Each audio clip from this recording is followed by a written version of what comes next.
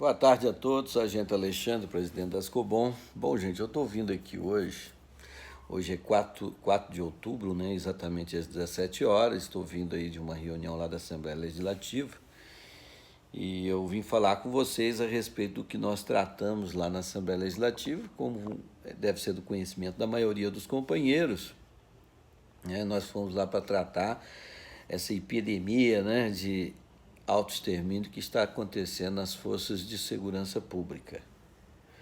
Bom, tiveram lá presentes os deputados, o subtenente Gonzaga, o sargento Rodrigues, que era o presidente da Comissão de Segurança Pública, e o deputado Bruno Engler, né, que não é militar, mas que tem aí reforçado aí esse contingente da segurança pública na Assembleia Legislativa. Tiveram lá também representantes do comando do Corpo de Bombeiro, da Polícia Militar, e tiveram vários profissionais, né, da área de psiquiatria e psicologia, pessoas civis que estavam lá representando algumas até do sistema prisional e polícia civil. Tiveram também presentes sindicatos, né, do sistema prisional, da polícia civil, associações também deles e as associações da polícia militar e do corpo de bombeiros, né, todos lá justamente para tratar esse assunto em audiência pública, que o que me parece foi a primeira audiência nesse sentido para tratar esse assunto, uma coisa tão grave, e tão crescente no nosso meio, que eu acho que deveríamos ter exaurido mais, né? Ou seja, ter discutido muito mais esse assunto. Mas também teve lá, inclusive essa reunião, essa audiência pública, ela foi provocada pelo subtenente Gilberto, que além de ser um policial militar de carreira, ele também é formado em psicologia e há muitos anos ele atua, né, de forma particular nesse sentido e tem dado a sua colaboração aí para todo o segmento nosso aí da segurança pública. Então ele ajudou com que houvesse essa discussão, esse debate com todas essas autoridades em que envolve o nosso público de operadores da segurança pública. Bom, gente, nós tivemos lá também alguns profissionais que são os nossos oficiais, né, da área de psiquiatria e psicologia do Hospital Militar. Gente, nós ouvimos todo mundo, cada um falou uma coisa, né? Houve assim, infelizmente lá aconteceu um negócio desagradável, mas assim, uma discussão, né? Um debate mais acalorado, né? Mas tudo bem, acabou que todo mundo se entendeu e todo mundo entendeu também a preocupação de juntos buscarmos uma solução para esse tipo de demanda que está crescente no nosso meio. Na história da Polícia Militar, das Forças de Segurança, nunca teve um precedente, né, que pudesse nivelar com os dias de hoje, né? Nesses 9 anos de governo, do novo governo, já temos aí mais de 35 policiais que ceifaram as suas próprias vidas, né? E como eu disse, os fatores são muitos, são diversos, né? Eu posso até citar alguns, né? No meu ponto de vista, existe um fator que a gente sabe que isso pesa e muito, que é a questão financeira, né? Eu lembro um companheiro conversando comigo recentemente e falou: olha, Alexandre, quando vocês lá em 2011 se uniram, né, porque nós nos unimos em 2011, as entidades de classe, parlamentares e comandantes da Polícia Militar e do Corpo de Bombeiros, todos se uniram num propósito de convencer o governo a fazer um reajuste, porque o nosso salário já estava muito defasado. E conseguimos tirar lá 100% de reajuste para receber isso em 4 anos. E recebemos, graças a Deus, porque senão hoje estaríamos muito pior, né? Então, um dos fatores é econômico. Esse companheiro falou: olha, Alexandre, naquela época, quando chegou a primeira parcela do aumento ou do reajuste, a primeira coisa que eu fiz foi sair da favela, sair da boca da favela. Ele disse que morava num lugar que era mais ou menos uma favela e que tinha muito risco, né? Que oferecia risco para ele e para a família. Então, com aquele primeiro reajuste que ele teve, ele alugou uma casa melhor, num lugar menos perigoso, né? E foi lá viver com a família dele. Logo em seguida, né, o que ele fez? Ele também tirou os filhos da escola pública e colocou em escola particular, que tem menos risco também, porque os filhos dos policiais sofrem riscos Ns dentro das escolas públicas. E eu não vou entrar em detalhes porque todo mundo aí pode mensurar por que isso acontece. Pois bem, o tempo foi passando, o salário foi defasando, o governo Pimentel assumiu, né, e todos nós apoiamos. Eu apoiei a candidatura do governo Pimentel, nós estávamos lá junto com ele. O meu vice-presidente Nascobon foi vice-líder do Pimentel na Assembleia, que é o Cabo Júlio. E na época nós começamos a apertar o governo porque, além dele não cumprir o que prometeu, ele também estava tirando o pouco que nós tínhamos, né? Imagine só, no IPSM nós tínhamos um caixa de aproximadamente 600 milhões de reais. E existia sim a dívida de 1 bi 300 mais ou menos, que vinha sendo pago através do Promorar, né? O governo estava pegando recursos, esse recurso investindo no Promorar. Pois bem, o Pimentel acabou com o Promorar, sumiu com aquele caixa de 600 milhões de reais e, além disso, passou uma dívida de 1 bi 300 para mais de 3 bilhões de reais. Consequentemente, nós perdemos vários convênios, né? O IPSM teve que suspender várias prestações de serviço. O pessoal do interior do estado foram os mais prejudicados, porque muitos tiveram que custear, né, os seus tratamentos do próprio bolso, se não quisesse vir aqui para a capital. E sem falar a questão do salário, que ficou congelado. Nós ficamos 4 anos sem ter nenhum reajuste, embora a lei determina isso, né? Nós temos que ter um reajuste todo mês de outubro. O Pimentel até fez o primeiro reajuste no seu primeiro ano, até porque já era uma demanda que veio do governo Anastasia.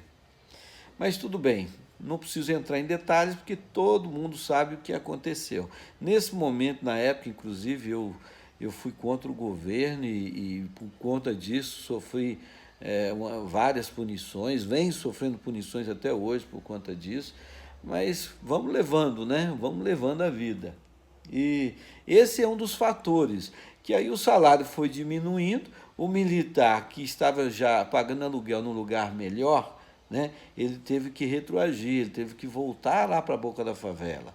Ele teve que tirar o filho dele de uma escola particular e colocar novamente numa escola pública. Você imagine para um pai de família ter que fazer isso com seus filhos, ter que sair de uma situação melhor para uma pior.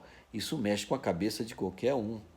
Então, além dos companheiros que cometeram o autoextermínio, hoje eu entendo que hoje 70% dos nossos praças e oficiais estão com problema psicológico, estão precisando de tratamento, né? Recentemente nós vimos aí um trabalho até da Aspra junto com a Globo Minas, né, mostrando através de pesquisas, né, como que está a saúde mental dos policiais militares, policiais civis, os bombeiros e os agentes penitenciários e socioeducativos. Ou seja, os operadores de segurança pública. Em alguns setores está muito pior do que nós. Porque nós, gente, olha, eu entendo hoje que nós temos um excelente comando da Polícia Militar, um excelente comando do Corpo de Bombeiros. Eu conheço o Coronel Estevo, conheço o Coronel Giovanni, e eu acho que eu não preciso ficar aqui gabando eles. Todo mundo sabe, né, o quanto eles são excelentes comandantes, né? E eu digo isso porque eu tenho acompanhado, né, o passo a passo dos nossos comandantes. Eles estão envolvidos em todas as questões que têm nos afligido. Hoje, por exemplo, depois da audiência pública, algumas entidades foram reunir com o comando, juntamente com alguns parlamentares, no caso o subtenente Gonzaga, né? Eu acho que o Coronel Santos também, para tratar a questão da nossa Previdência. Semana passada o comandante saiu daqui, os dois comandantes, juntamente com o presidente da OPM, né, o Coronel Cirilo, foram lá conversar com o secretário-geral do presidente da República para rever algumas situações na questão da reforma da Previdência. Os nossos comandantes, graças a Deus, nós não temos que ficar questionando, tá certo? Eles estão fazendo o que é possível, o que está ao alcance deles. Aí nós temos também um hospital militar, que, diga-se de passagem, é um dos melhores que existe no Brasil, que bota, inclusive, muitos hospitais particulares no chinelo. Nós temos um corpo médico muito, vamos dizer assim, muito bem preparado. Eu, quando sou atendido no hospital militar e lá eu estou fazendo tratamento por causa do meu problema de saúde, eu me sinto em casa, né? Nós temos também uma junta médica, psiquiátrica e psicológica que são os melhores profissionais que existem no Brasil. É verdade, ninguém chega a ser médico no hospital militar, principalmente na área de psiquiatria, com tapinha nas costas, não.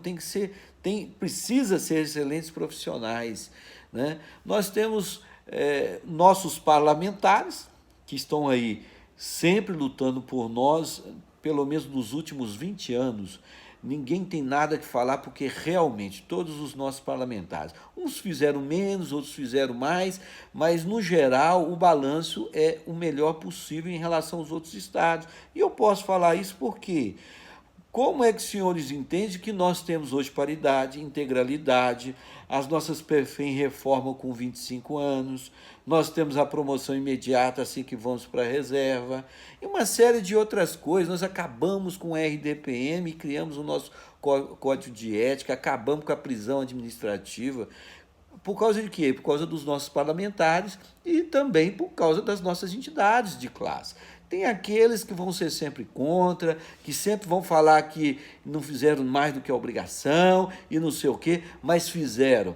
Tanto que quando a gente viaja para outros estados, e eu viajo muito, parece que eu estou voltando. Quando eu vou visitar as polícias de outros estados, parece que eu estou retornando a 97, quando as coisas aqui eram muito apertadas, né? Era uma ditadura tremenda. Hoje o relacionamento entre praça e oficial melhorou muito, tem que melhorar mais. E eu vou dizer por quê. Porque um dos fatores, né, que está levando muitos policiais ao suicídio ou ficar psicologicamente doente é o assédio moral, é as coisas que acontecem nos bastidores dentro dos quartéis. Mas isso é um assunto que vai ter muito tempo para a gente estar discutindo isso. Então, o que eu entendo, senhores? Juntando todo esse aparato que nós temos de forma muito positiva, né? Igual citei os comandantes, os parlamentares, as entidades de classe, a nossa junta médica, os nossos psiquiatras, juntando tudo, eu entendo que nós estamos fazendo alguma coisa que não está de acordo.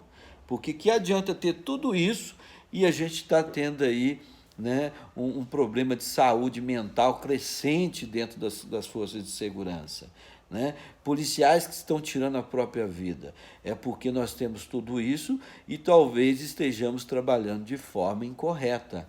Nós temos que mudar a forma para poder atingir um objetivo melhor, né? Em alguns países, como foi citado lá, não vou lembrar, mas alguns países tomaram algumas iniciativas que mudaram esse quadro, né? Pegaram o que eles tinham e mudaram o sentido das coisas, né? E hoje, inclusive, eu parabenizo, né, o subtenente Gilberto, porque ele deu uma sugestão e ficou aberto lá várias sugestões, mas o subtenente Gilberto, que também é da área de saúde e é policial, como eu disse lá, do chão da fábrica, e conhece o que o soldado sente, né, a dor que ele sente, né, ele deu a sugestão dele. Ele, inclusive, já montou um grupo de policiais, né, da reserva e da ativa, que são formados em psicologia e estão fazendo um trabalho maravilhoso de forma voluntária para ajudar os nossos companheiros.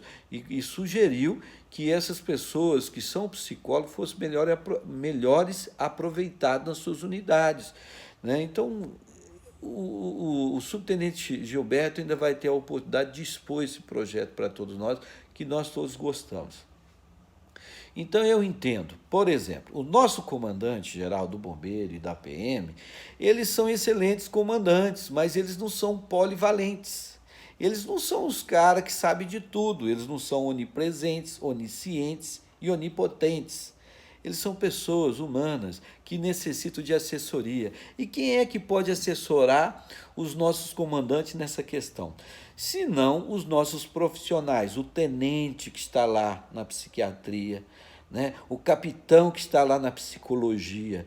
Eles é que têm que levantar o diagnóstico da situação, trabalhar a causa e buscar uma solução, apresentar uma solução, para que o comando possa falar, olha, vamos seguir essa sugestão. Olha, na multidão de conselhos há sabedoria, juntando todas essas possibilidades que eu citei para os senhores, todas essas autoridades, né, que é da Polícia Militar, do Corpo de Bombeiros e das outras forças, mais os profissionais e aqueles que são voluntários, porque tiveram doutores lá nos falando sobre essa questão, eu acho que nós vamos achar um caminho. Né? Se em outros países que já tiveram problemas piores do que nós estamos vivendo hoje, e conseguir achar uma solução, nós temos que achar aqui também, tá certo? Então, eu não vou colocar a culpa só na questão do salário. O salário é um dos fatores, a questão de estar recebendo em dia e dar dignidade ao policial, porque o policial, o que ele precisa? Dar dignidade para a família dele, para que ele possa cuidar da família dos outros. Nós, bombeiros, por exemplo, temos uma máxima: nós somos amigos certos nas horas incertas. E nós queremos, não só o comando, mas também os profissionais de saúde que cuidam, né, da área de saúde, sejam os nossos amigos certos nas horas incertas. Porque nós cuidamos da sociedade, mas os senhores precisam cuidar de nós. Porque senão nós vamos todos os dias ter que enterrar um companheiro por problema de depressão. Então, eu entendo que esse é o melhor caminho, fazer uma força-tarefa, todos juntos, se despindo das vaidades, comando com os parlamentares, que estão junto com as entidades de classe, que estamos todos nós juntos com os nossos profissionais da área de saúde. Nós sabemos que os nossos profissionais, psiquiatras e psicólogos, principalmente da Polícia Militar e do Corpo de Bombeiros, são os melhores possíveis. Só precisam achar um caminho, achar uma forma da gente começar a reverter esse quadro que é um quadro muito negativo no meio de nós. Tá certo? Então, gente, fica aqui a minha palavra, né, sobre a audiência pública de hoje. Vamos apoiar sim os nossos comandantes, vamos apoiar os nossos parlamentares, as nossas entidades de classe e os nossos profissionais de saúde, porque tem um outro fator também. É muita demanda para pouca gente tá trabalhando. Então, se a gente se unir, nós vamos conseguir vencer esse mal que é o mal do século. Vamos vencer a depressão. Tá bom? Que Deus continue nos abençoando e eu espero que todos vocês compreendam aqui a minha colocação. Não é nada pessoal, o que eu estou querendo fazer aqui é dar a minha contribuição para que as coisas comecem a melhorar no nosso meio. Tá bom? Que Deus nos abençoe e que nos guarde.